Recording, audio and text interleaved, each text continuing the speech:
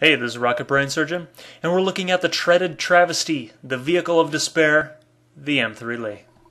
I need the T1 Heavy to complete some missions this weekend, but first I need to go through this abomination. The M3 Lee was made by the Americans for use by the British because the British simply didn't have any tanks. The Americans didn't have any tanks either, so they slapped this crap box together and gladly sold it off. The hull was held together by rivets and not a molded or cast hull. This is a huge problem because when a projectile hits the tank, it causes spalling. Spalling is shown in the example here, and it rips off the inside of the tank. When a projectile strikes the tank, the armor will bend, popping the rivets out, causing basically what amounts to a Cuisinart for everyone inside. This boxy garbage truck is only manned by the absolute dregs of my crews.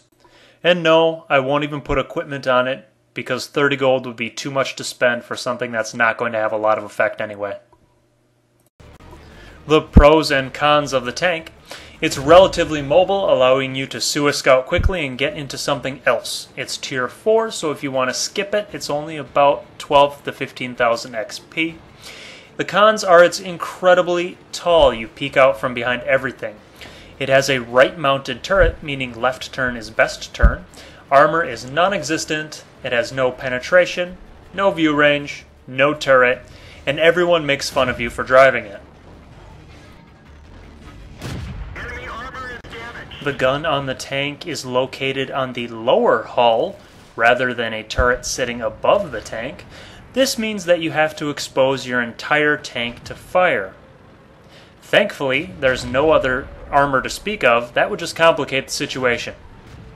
There's no escaping other than waddling backwards slowly, which means not only do you have to expose yourself fully to fire, you also can't defend yourself against retaliation. You're fully dependent upon your teammates to spot since you have such a low view range.